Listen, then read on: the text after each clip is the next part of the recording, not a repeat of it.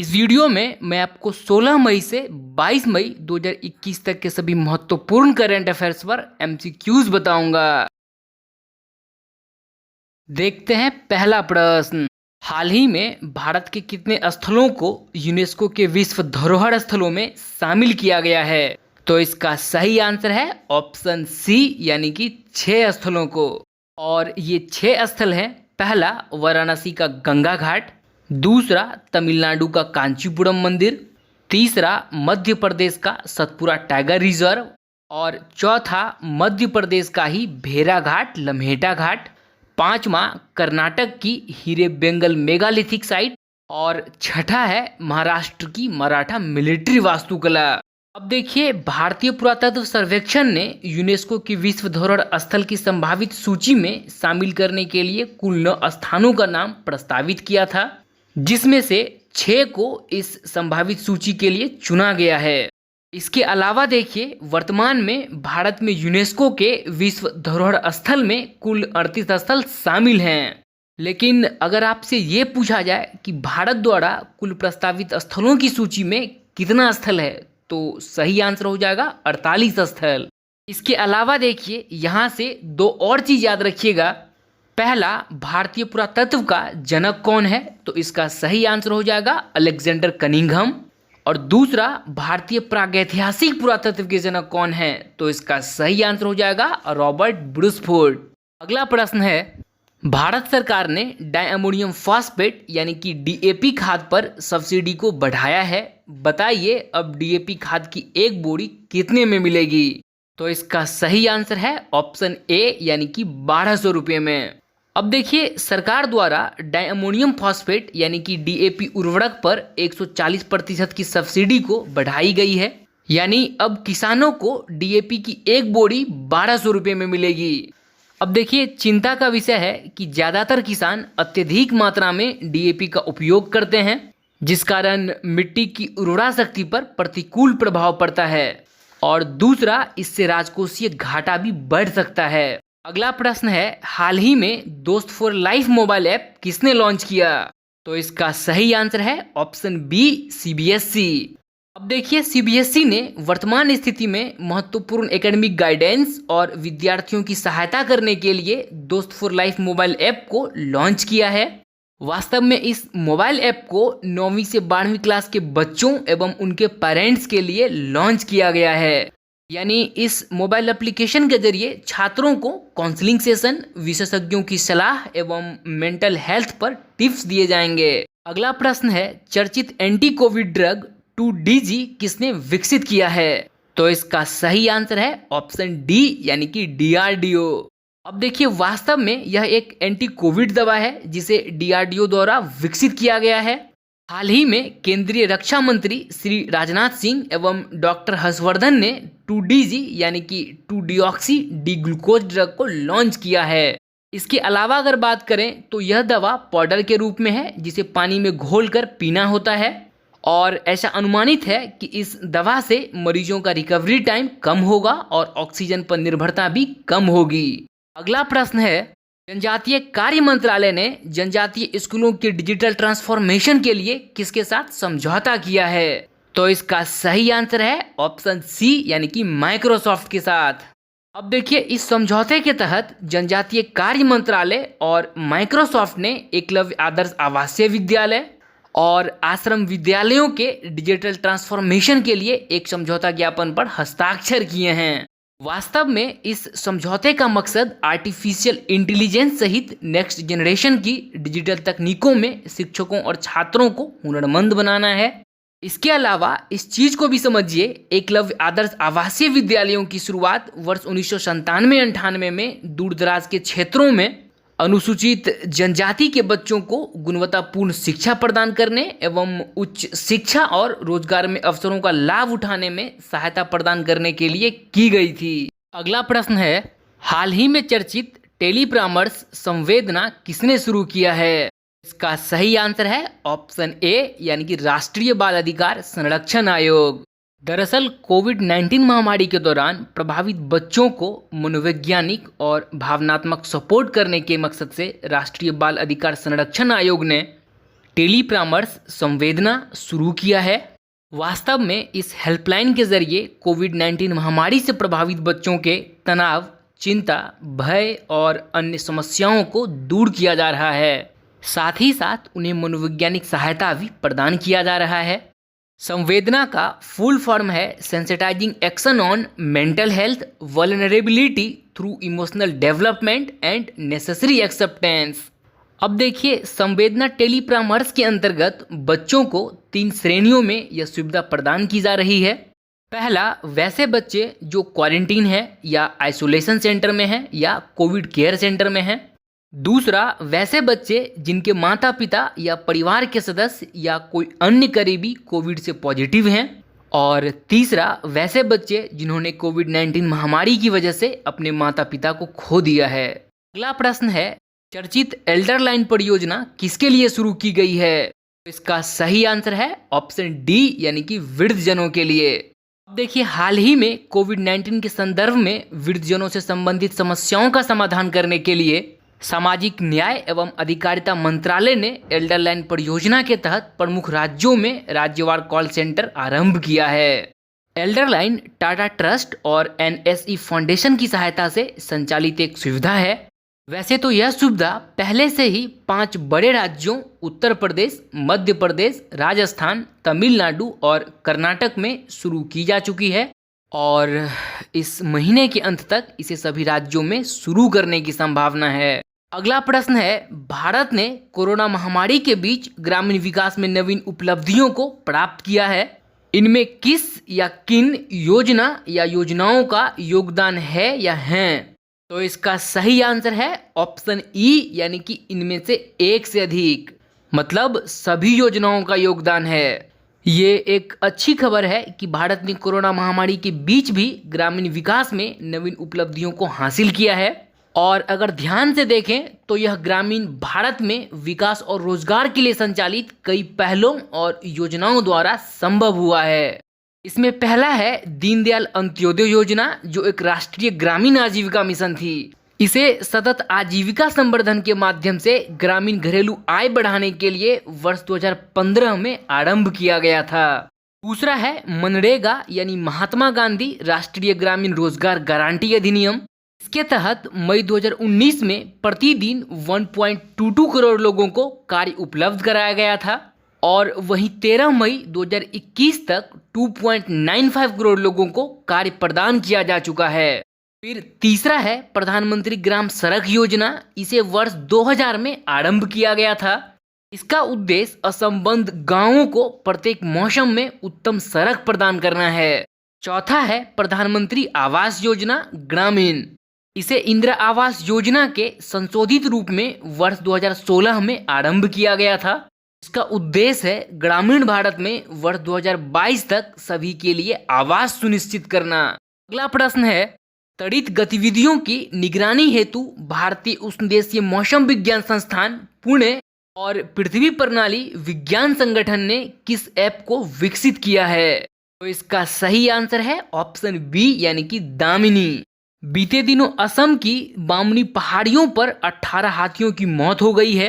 वास्तव में इस मौत का कारण त्वरित यानी कि आसमानी बिजली है।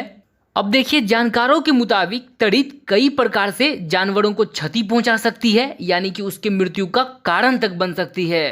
इसमें पहला है डायरेक्ट फ्लैश, यानी अगर कोई जानवर खुले मैदान में है और उसके शरीर का हिस्सा आसपास की अन्य वस्तुओं के संपर्क में है तो वह जानवर सीधे बिजली की चपेट में आ सकता है। दूसरा है साइड फ्लैश, यानी अगर बिजली किसी लंबी वस्तु जैसे कि पेड़ से टकराती है तो यह एक साइड फ्लैश उत्पन्न कर सकती है। इसमें पेड़ के नीचे खड़े जानवर को भी नुकसान पहुंच सकता है। तीसरा है स्पर्श की संभावना, यानी किसी लंबे जानवर के शरीर का एक हिस्सा जमीन के संपर्क में है और दूसरा हिस्सा अधिक ऊंचाई पर उस वस्तु के संपर्क में है जो बिजली से प्रभावित है। ऐसी स्थिति में भी जानवर के शरीर से एक आंशिक धारा गुजर सकती है। और चौथा है स्टेप पोटेंशियल, यानी कि पग विभव। वास्तव में इसे 4 पैर वाले जानवरों के बीच सबसे आम बिजली का खतरा माना जाता है। यानी ऐसी स्थिति में जब किसी जानवर के आगे और पीछे के पैर काफी दूर हैं तो कुछ परिस्थितियों में आंशिक करंट उसके शरीर से होकर गुजर सकता है। केंद्र सरकार लोगों को तड़ित संबंधित खतरे के बारे में चेतावनी देने के लिए एक कॉमन अलर्ट प्रोटोकॉल विकसित कर रही है। अगला प्रश्न है, हाल ही में भारत कोरोना महामारी की दूसरी लहर के साथ क्रमशः 2 चक्रवातों ताऊते और यास को भी झेला। इन दोनों चक्रवातों का नामकरण क्रमशः किस देशों ने किया था? तो इसका सही आंसर है ऑप्शन सी यानी कि म्यांमार और ओमान। अब देखिए, अभी हाल ही में ताऊते नामक एक अत्यंत गंभीर चक्रवाती तूफान अरब सागर में आया था, जिसने भारतीय तटों को काफी प्रभावित किया। इस चक्रवात का नामकरण म्यांमार द्वारा किया गया, बर्मी भाषा में, जिसका अर्थ होता है छिपकली। वास्तव में ताऊते एक उष्णकटिबंधीय चक्रवात था और आप जानते हैं उष्णकटिबंधीय चक्रवात एक तीव्र गोलाकार तूफान होता है जो गर्म उष्णकटिबंधीय महासागरों में उत्पन्न होता है। ताऊते चक्रवात के तुरंत बाद इधर बंगाल की खाड़ी में यास चक्रवात तबाही मचा रहा है और इसका नामकरण ओमान द्वारा किया गया था। अगला प्रश्न है, व्हाइट फंगस शरीर के किस या किन अंगों को प्रभावित कर रहा है? तो इसका सही आंसर है ऑप्शन डी यानी कि ऊपरयुक्त सभी को। अब देखिए, व्हाइट फंगस का शुरुआती मामला बिहार की राजधानी पटना से मिला है और यह काफी दुखद है क्योंकि इसे ब्लैक फंगस से भी ज्यादा खतरनाक माना जा रहा है। वास्तव में व्हाइट फंगस का मामला उन लोगों में देखने को मिल रहा है जिनमें रोग प्रतिरोधक क्षमता कम है। इसके अलावा देखिए, व्हाइट फंगस के रोगियों में कोविड जैसे लक्षण तो देखे जा रहे हैं, लेकिन उनका कोविड टेस्ट निगेटिव आता है। वर्तमान में व्हाइट फंगस को सीटी स्कैन या एक्सरे के माध्यम से डायग्नोस किया जा रहा है और जानकारों के मुताबिक यह फेफड़े के अलावा नाखून, त्वचा, पेट, किडनी, मस्तिष्क, जननांग और मुंह को प्रभावित कर सकता है। अगला प्रश्न है, चिपको आंदोलन की शुरुआत कब की गई थी? इसका सही आंसर है ऑप्शन बी यानी कि 1973 में।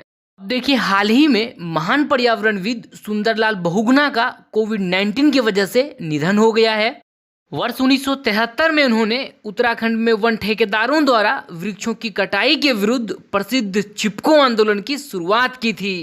वास्तव में यह एक अहिंसक आंदोलन था, यानी इन्होंने इस आंदोलन में शांतिपूर्ण प्रतिरोधों के गांधीवादी दर्शन का पालन किया था और इनकी अपील पर वर्ष 1980 में हरित वृक्षों की कटाई पर अगले 15 वर्षों के लिए प्रतिबंध लगा दिया गया था। इसके अलावा देखिए, इन्होंने 1980 के दशक में टिहरी बांध विरोधी आंदोलन का भी नेतृत्व किया था और पर्यावरण संरक्षण के क्षेत्र में उनके महत्वपूर्ण योगदानों के लिए उन्हें वर्ष 2009 में पद्म विभूषण से सम्मानित किया गया था। अगला प्रश्न है, पश्चिम बंगाल विधायिका की द्विसदनीय प्रणाली अपनाने वाला 22 भारतीय राज्य बन गया है। तो इसका सही आंसर है ऑप्शन सी यानी कि 7वां भारतीय राज्य बन गया है। अब देखिए, हाल ही में पश्चिम बंगाल के मंत्रिमंडल ने राज्य में विधान परिषद के गठन के प्रस्ताव को स्वीकृति प्रदान कर दी है और इस तरह पश्चिम बंगाल, आंध्र प्रदेश, तेलंगाना, बिहार, उत्तर प्रदेश, महाराष्ट्र और कर्नाटक के बाद विधायिका की द्विसदनीय प्रणाली अपनाने वाला 7वां भारतीय राज्य बन गया है। इसके अलावा देखिए, आप इस चीज को भी याद करिए, अनुच्छेद 169 के तहत संसद कानून द्वारा किसी राज्य में विधान परिषद का सृजन या उत्साधन कर सकती है यदि उस राज्य की विधानसभा विशेष बहुमत से इस आशय का प्रस्ताव पारित करती है।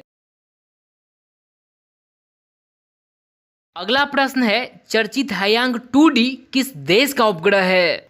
तो इसका सही आंसर है ऑप्शन सी यानी कि चीन का उपग्रह है। अब देखिए, अभी चीन ने हाल ही में हैयांग 2D उपग्रह को सफलतापूर्वक लॉन्च किया है। वास्तव में यह उपग्रह समुद्र की निगरानी करेगा एवं संभावित समुद्री आपदाओं के बारे में चेतावनी देगा। अगला प्रश्न है, 69वां मिस यूनिवर्स का खिताब किसने जीता? तो इसका सही आंसर है ऑप्शन डी यानी कि एंड्रिया मेजा।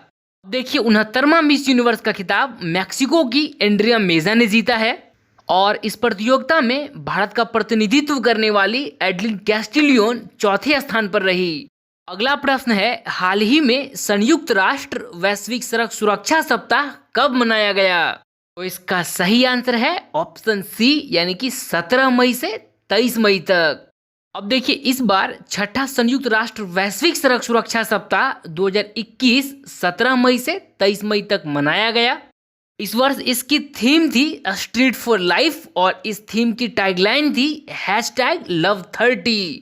इसके अलावा देखिए अगर हम सड़क सुरक्षा में भारत की तरफ नजर डालते हैं तो बेहद अफसोस होता है कि सड़क दुर्घटनाओं में होने वाले वैश्विक मौतों में सर्वाधिक यानी कि 11% मौत सिर्फ भारत में होती है, और वो भी तब जब भारत में विश्व के केवल 1% वाहन हैं।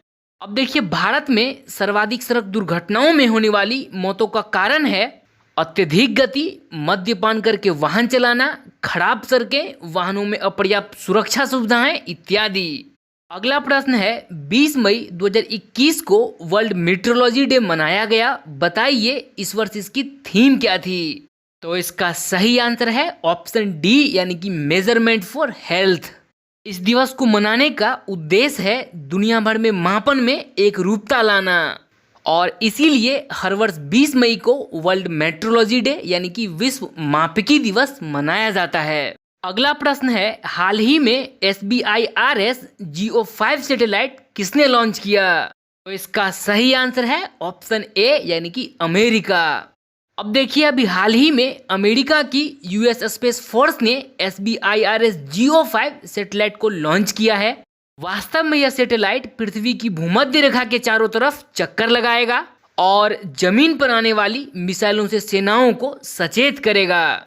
अगला प्रश्न है हाल ही में नैन्सी पेलोसी ने 2022 में होने वाले विंटर ओलंपिक का बहिष्कार करने के लिए वैश्विक नेताओं से अपील की है। यह ओलंपिक कहां आयोजित होने वाली है। तो इसका सही आंसर है ऑप्शन बी यानी कि चीन में। अगला प्रश्न है हाल ही में कोविड-19 वेरिएंट्स की पहचान करने के लिए किस देश ने ग्लोबल पेंडेमिक रेडार योजना लॉन्च किया है। तो इसका सही आंसर है ऑप्शन ए यानी कि ब्रिटेन।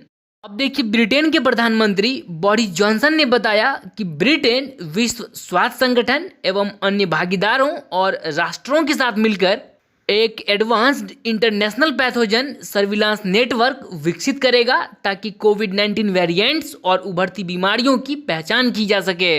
इसका फायदा ये होगा कि भविष्य में उत्पन्न होने वाली बीमारियों के बारे में समय रहते पता चल जाएगा ताकि इसे रोकने के लिए वैक्सीन और दवाओं का विकास किया जा सके। अगला प्रश्न है हाल ही में भारत के किस पड़ोसी देश ने नवंबर 2021 में मध्यावधि चुनावों की घोषणा की है। तो इसका सही आंसर है ऑप्शन सी यानी कि नेपाल। अब देखिए नेपाल की राष्ट्रपति विद्यादेवी भंडारी ने प्रतिनिधि सभा को भंग करते हुए 12 और 19 नवंबर को मध्यावधि चुनावों की घोषणा की है। अब देखिए ये घोषणा इसलिए हुआ है क्योंकि प्रधानमंत्री केपी शर्मा ओली और विपक्षी गठबंधन दोनों ही सरकार बनाने की स्थिति में ही नहीं थे। अगला प्रश्न है भारत में पहली बार किस नदी में प्लास्टिक के प्रवेश को रोकने के लिए बबल कर्टन तकनीक का प्रयोग किया जा रहा है। तो इसका सही आंसर है ऑप्शन बी यानी कि यमुना नदी में। अब देखिए भारत में इस तकनीक का पहला प्रयोग यमुना नदी में प्लास्टिक के प्रवेश को रोकने के लिए किया जा रहा है। इस बबल कर्टेन के प्रयोग से पोत और मछलियां तो गुजर सकते हैं लेकिन प्लास्टिक रुक जाएगा। अगला प्रश्न है हाल ही में SpO2 यानी कि ऑक्सीजन सैचुरेशन और पल्स रेट मापने के लिए किस ऐप का उपयोग किया जा रहा है। तो इसका सही आंसर है ऑप्शन डी यानी कि केयरप्लिक्स वाइटल्स। अब देखिए इस एप्लीकेशन के जरिए पिछले कैमरे और फ्लैश लाइट को उंगली से ढकने पर लगभग 40 सेकंड के बाद डिस्प्ले पर ऑक्सीजन सैचुरेशन और पल्स रेट दिखाने लगता है। अगला प्रश्न है भारत में कोविड-19 RT-PCR टेस्ट किट वीराजेन किसने लॉन्च किया है। तो इसका सही आंसर है ऑप्शन डी यानी कि सिप्ला ने। देखिए वीराजेन एक मल्टीप्लेक्स PCR तकनीक पर आधारित है जो SARS-CoV-2 एंजिन को पहचानने में मदद करता है। अगला प्रश्न है चर्चित इक्मो का पूरा नाम क्या है। तो इसका सही आंसर है ऑप्शन ए यानी कि एक्स्ट्रा कॉर्पोरियल मेम्ब्रेन ऑक्सीजनेशन। अब देखिए इसका प्रयोग डॉक्टर क्रिटिकल सिचुएशंस में ही करते हैं। वास्तव में यह शरीर के बाहर एक कृत्रिम हृदय और कृत्रिम फेफड़ों की जोड़ी के रूप में कार्य करता है। यह रोगी के शरीर से कार्बन डाइऑक्साइड को बाहर निकालता है और उसमें ऑक्सीजन जोड़ता है। और जहां तक इक्मो के पहले प्रयोग की बात है तो इसे 1960 के दशक में उन नवजात शिशुओं के लिए विकसित किया गया था जो रेस्पिरेटरी डिस्ट्रेस सिंड्रोम और हृदय संबंधी असामान्यताओं से जूझ रहे थे। अगला प्रश्न है, भारत मौसम विज्ञान विभाग मौसम से संबंधित विनाशकारी घटनाओं से उत्पन्न होने वाली स्थितियों के प्रबंधन के लिए कितने रंगों की कूटबद्ध चेतावनी जारी करता है? तो इसका सही आंसर है ऑप्शन सी यानी कि 4 रंगों की। अब देखिए, भारत मौसम विज्ञान विभाग प्रशासकों को मौसम से संबंधित विनाशकारी घटनाओं से उत्पन्न होने वाली स्थितियों के प्रबंधन के लिए 4 रंगों की कूटबद्ध चेतावनी जारी करता है। ग्रीन कलर यानी कि no warning, yellow colour be updated, orange colour be prepared और रेड कलर टेक एक्शन। अगला प्रश्न है, हाल ही में आईसीएमआर ने कोविशील्ड के प्रयोग को मंजूरी दी है। यह कोविड-19 का एक डैश है। तो इसका सही आंसर है ऑप्शन बी यानी कि टेस्ट किट है। अब देखिए, वास्तव में कोविशील्ड कोविड-19 का एक रैपिड एंटीजन टेस्ट किट है जिसके जरिए व्यक्ति खुद अपना कोविड-19 का टेस्ट कर सकते हैं। और इस तरह कोविशील्ड भारत में कोविड-19 का रैपिड एंटीजन टेस्ट करने के लिए मंजूरी पाने वाला पहला टेस्ट किट है। अगला प्रश्न है, हाल ही में ऑक्सीजन रिसाइकलिंग सिस्टम किसने बनाया है? तो इसका सही आंसर है ऑप्शन सी यानी कि इंडियन नेवी। अब देखिए, जैसा कि हम सभी जानते हैं कि भारत में कोरोना की दूसरी लहर के कारण ऑक्सीजन की भयानक संकट हो गई है और इस संकट से निपटने के लिए भारतीय नौसेना ने ऑक्सीजन रिसाइकलिंग सिस्टम को विकसित किया है। और इस सिस्टम से अब तक जो ऑक्सीजन सिलेंडर एक बार चलता था वो 2 से 4 बार चलेगा। यानी अब तक जो ऑक्सीजन सिलेंडर 2 घंटा चलता था वह अब ऑक्सीजन रिसाइकलिंग सिस्टम के कारण 4 से 8 घंटा तक चलेगा। अगला प्रश्न है, ऑनलाइन फरीबी का पता लगाने के लिए ऑस्ट्रेलिया की मोनाश यूनिवर्सिटी ने किसके साथ मिलकर फेक बूस्टर डिटेक्टर बनाया है? तो इसका सही आंसर है ऑप्शन ए यानी कि आईआईटी रोपर। अब देखिए, जैसा कि अभी कोरोना के कारण हर जगह काम वर्क फ्रॉम होम से ही हो रहा है और जहां तक स्टूडेंट्स की बात है तो वो भी पढ़ाई ऑनलाइन ही कर रहे हैं। ऐसे में व्यक्ति के वीडियो के साथ छेड़छाड़ की समस्या ज्यादा आ रही थी। इसी से निपटने के लिए आईआईटी रोपर और ऑस्ट्रेलिया की मोनाश यूनिवर्सिटी ने फेक बूस्टर नामक डिटेक्टर बनाया है। यह डिटेक्टर 90% से भी अधिक सटीकता के साथ ऑनलाइन फरीबी का पता लगा सकता है। अगला प्रश्न है, 22 मई को भारतीय पुनर्जागरण के जनक राजा राम मोहन राय का जन्म दिवस मनाया गया। उन्होंने किस समाचार पत्र को शुरू किया था? तो इसका सही आंसर है ऑप्शन बी यानी कि संवाद कौमुदी। देखिए, राजा राम मोहन राय एक महान सामाजिक, धार्मिक और शैक्षिक सुधारक थे। ये विशेष तौर पर विलियम बेंटिक के साथ मिलकर 1829 ईस्वी में सती प्रथा की समाप्ति करने के लिए याद किए जाते हैं। इसके अलावा इन्होंने बाल विवाह और सामाजिक विभाजन जैसी कुप्रथाओं का विरोध किया है तथा शिक्षा के प्रबल समर्थक के रूप में अपनी अग्रगामी भूमिका निभाई है। इन्होंने ही ब्रह्म सभा नामक एक सुधार संघ की स्थापना की थी जो आगे चलकर ब्रह्म समाज बना। इसके अलावा देखिए, इसी चैनल पर आधुनिक भारत के सभी महत्वपूर्ण समाचार पत्र एवं पत्रिकाओं पर डिटेल्ड वीडियो बनाया गया है। वीडियो का लिंक आपको आई बटन और डिस्क्रिप्शन में मिल जाएगा। अगला प्रश्न है, हाल ही में जगन्नाथ पहाड़िया का निधन हो गया, वे किस राज्य के मुख्यमंत्री रहे थे? तो इसका सही आंसर है ऑप्शन बी यानी कि राजस्थान। अब देखिए, जगन्नाथ पहाड़िया दिग्गज कांग्रेसी नेता थे जो वर्ष 1980 से 81 में राजस्थान के मुख्यमंत्री रहे थे। इसके अलावा वे बिहार एवं हरियाणा के राज्यपाल भी रहे थे। अगला प्रश्न है, हाल ही में एम नरसिम्हा का निधन हो गया, उनका संबंध था? तो इसका सही आंसर है ऑप्शन बी यानी कि गणित से। अगला प्रश्न है, हाल ही में की राजनारायणन का निधन हो गया, उनका संबंध था? तो इसका सही आंसर है ऑप्शन डी यानी कि साहित्य से। अब देखिए, की राजनारायणन तमिल भाषा के दिग्गज साहित्यकार थे। इन्हें इनके उपन्यास गोपल्ला पुरुथु मवकल के लिए 1991 में साहित्य अकादमी पुरस्कार से सम्मानित किया गया था। आइए देखते हैं अगला प्रश्न। 15 मई 2021 को इंटरनेशनल डे ऑफ फैमिलीज मनाया गया। बताइए इस वर्ष इसकी थीम क्या थी?